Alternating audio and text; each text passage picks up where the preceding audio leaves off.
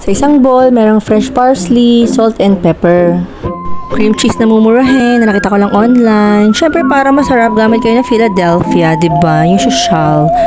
Tapos jersey na gatas, halip na Alaska kasi nagtitipid tayo ngayon. Sayang din yung 14 pesos. Pero Alaska fan talaga tayo eh. Pero mukha naman tong masarap and bagay din. Syempre walang katapusang mix hanggang matunaw yung cream cheese at magbig silang dalawa. Okay?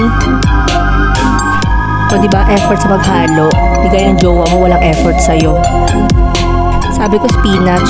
Kala ko naman yung bongga. Kulitis pala. Local spinach naman daw yan sa Philippines. Kaysa naman magkangkong. So, try na lang natin. Basta spinach.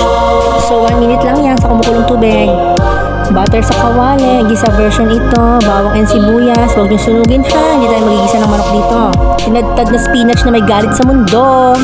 Salpak nyo dyan ng 2 minutes at lagyan ng konting asin at paminta. So, ayan na yung mixture natin. Galing nga pala yan sa ref. Ihalo mo na dyan ginisa mong spinach. Haluin mo ng haluin ng walang katapusan. Well, sa iba nilalagay nila ng mozzarella cheese yan. Tapos yung iba naglalagay din ng sour cream. Meron ding may yogurt. Tapos, meron din yung hindi naginigisa. Diretso halo-halo na lang. So, bahala na kayo sa buhay nyo kung saan kayo masaya. Diba? Gusto nyo naman yan eh. Para desisyon kayo eh.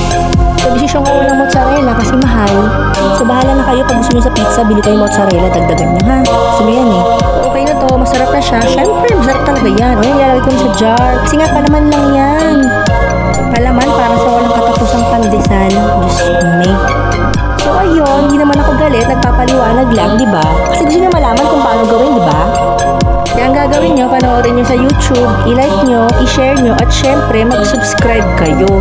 O, diba? So, ayan na. Tapos na yung aking creamy spinach dip kinemerlu. Babosh!